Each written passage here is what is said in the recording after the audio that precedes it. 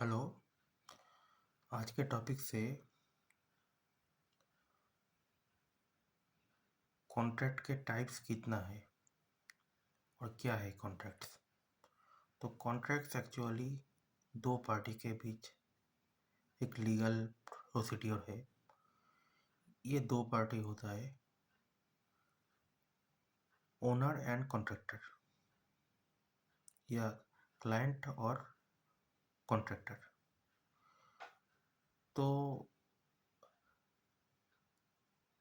जो होता है कॉन्ट्रैक्ट, ये दोनों पार्टी के बीच में आता है। अगर ये दोनों पार्टी जो होता है ओनर एंड कॉन्ट्रैक्टर, ये दोनों पार्टी को एक स्टैंडर्ड मेंटेन करने पड़ता है, जिसके अंदर आते हैं प्रोक्योरमेंट, बिल्स और हर एक चीज़ जिसके वजह से इन लोगों में कोई डिस्प्यूट ना हो। और अगर डिस्प्यूट हो तो उसके लिए कुछ मेथड्स है जिसके माध्यम से इसका सॉल्यूशन निकलते हैं। तो एक्चुअली में जो कॉन्ट्रैक्ट्स है, कॉन्ट्रैक्ट्स तीन टाइप्स के होते हैं। एक होता है FIDIC कॉन्ट्रैक्ट और एक होता है NEC कॉन्ट्रैक्ट और एक जो आता है वो होता है JCT कॉन्ट्रैक्ट। तो हम लोग आगे ये देखेंगे FIDIC कॉन्ट्रैक्ट क्या होता है। FIDIC कॉन्ट्रैक्ट का मतलब है international federation for consulting engineers.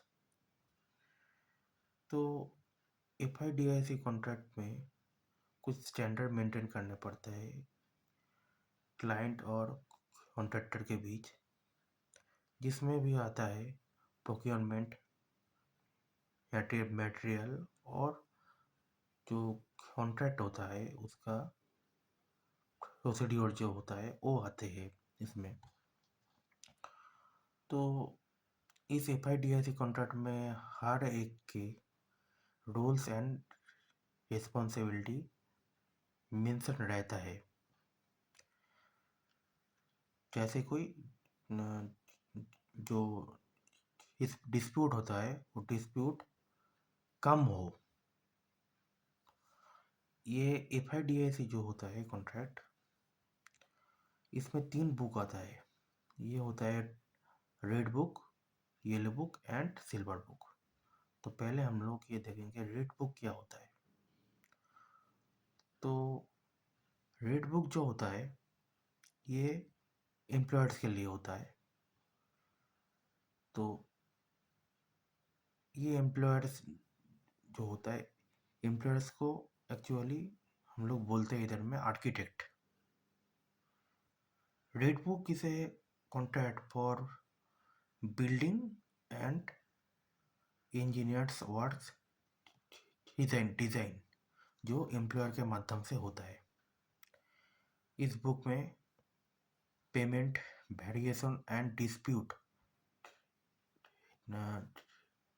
Resolution के बारे में, हर एक चीज़ के बारे में इंफॉर्मेशन रहता है इस बुक में। और ये जो बुक होता है रेड बुक, ये रेड बुक के अंदर में जो होता है, जो बिल्डिंग का जो डिज़ाइन है वो इस बुक में मेंटेन रहता है। जिसके अंदर अगर कॉन्ट्रैक्ट में अगर कोई भी चेंज आता है तो इस बुक में मेंशन रहता है वो। अब दूसरे नंबर पे जो बुक है FIDIC कॉन्ट्रैक्ट में वो होता है yellow book. Yellow book generally contractors के लिए होता है। This book is for contract for plant and building design plant and design build के लिए। तो इस बुक में भी रेड बुक के तरह payment, variation and dispute resolution जो होता है, ये सब डाटा इस बुक में भी रहते हैं। तो इस बुक में एक्चुअली जो कॉन्ट्रैक्टर्स है उसको ही बिल्डिंग का डिज़ाइन करने पड़ते हैं, और बिल्डिंग का जो वर्क है वो भी इस बुक में करने पड़ते हैं इन लोगों को। तो इसलिए हम लोग बोलते हैं ये लो book is only for contractor.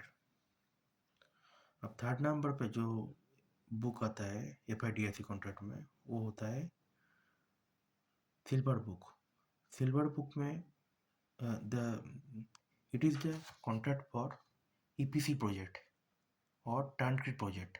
EPC मतलब है electrical engineering procurement and construction project.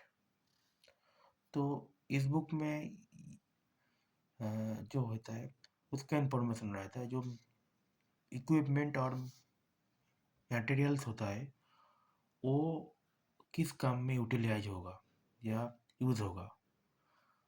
और ये जो सिल्वर बुक है ये सिर्फ इंजीनियर्स के लिए है। इंजीनियर्स मतलब ओनर साइड इंजीनियर, उसके लिए होता है।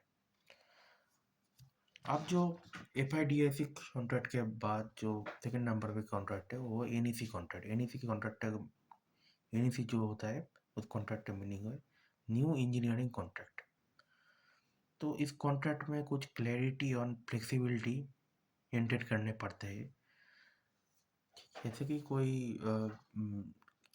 किसी के बीच कोई डिस्प्यूट ना हो। ये जो NEC कॉन्ट्रैक्ट है ये कोई प्री प्लान्ड कॉन्ट्रैक्ट नहीं है। जैसे कि ये सोचिए कोई रोड के काम हो रहा है, तो उधर में क्लाइंट या ओनर और कॉन्ट्रैक्टर में जाके आपस में डिस्कशन करते हैं ऑन स्पॉट, और ये काम को जो रोड के काम है वो कैसे होगा, और उसका जो पेमेंट है वो पेमेंट कैसे मिलेगा उसके उसके बारे में डिसीजन लिया जाता है। ठीक है। तो NEC जो होता है कॉन्ट्रैक्ट में, तो इस कॉन्ट्रैक्ट में ऑन स्पॉट होता है, सब कुछ ऑन स्पॉट ही लिया जाता है। इधर में जो क्वांटिटी सर्वेयर का जो काम है वो काम है जो प्रोजेक्ट है उस प्रोजेक्ट के एस्टिमेट और कॉस्ट ये निकाल के वो प्रोजेक्ट लिमिटेड रिसोर्स और टाइमलाइन में कैसे कंप्लीट हो और मैनेज हो, ये सब देखते हैं एक एस्टिमेटर या क्वांटिटी सर्वेयर। इन लोगों का ये काम है। अब लास्ट जो होता है वो होता है JCT कॉन्ट्रैक्ट। JCT का मतलब है जॉइंट कॉन्ट्रैक्ट ट्राइब्यूनल। तो ये JCT जो कॉन्ट्रैक्ट होता है इसमें जो कंस्ट्रक्शन कंपनी और कॉन्ट्रैक्टर के बीच होता है। इसमें हर एक के रोल्स एंड रिस्पॉन्सिबिलिटी मेंशन रहता है। अगर दो पार्टी मतलब कंस्ट्रक्शन कंपनी या और कॉन्ट्रैक्टर के बीच अगर कोई डिस्प्यूट आता है तो इसके लिए एक थर्ड पार्टी को इन्वॉल्वमेंट करने पड़ते हैं। तो इधर में थर्ड पार्टी जो होता है वो होता है ओनली कोर्ट। तो यही था डिफरेंट टाइप्स ऑफ कॉन्ट्रैक्ट्स। आज के वीडियो इधर ही ख़त्म हुआ।